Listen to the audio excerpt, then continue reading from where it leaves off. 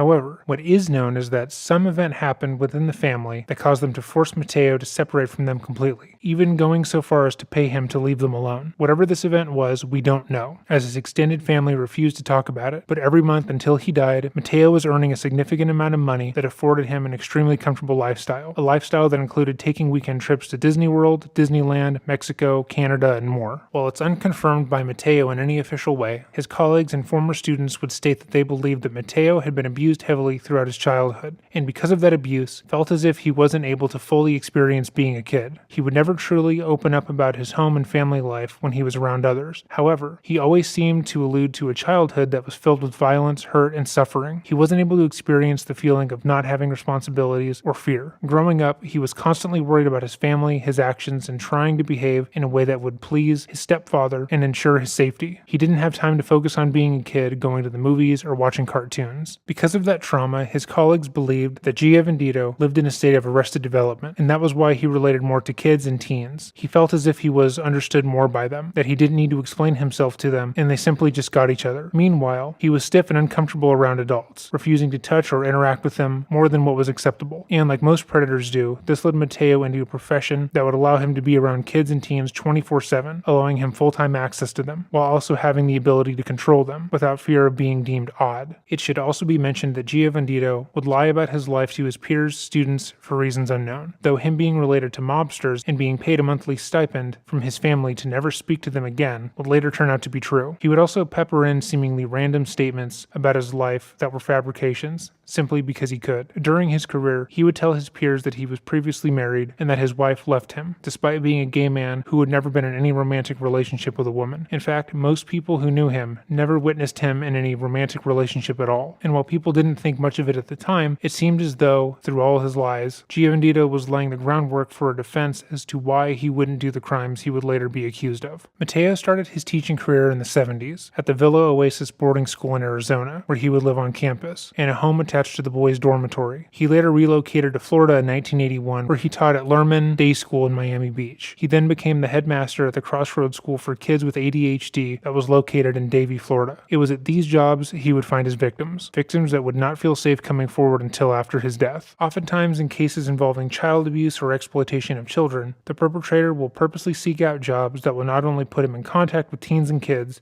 but seek out jobs that make them an authority figure in their life. They will ingratiate themselves into the children's lives, first just as a teacher, and then as a sort of confidant and friend. They will focus their time and attention on them, making them feel special and seen, usually in ways that the child isn't getting at home or in their life otherwise.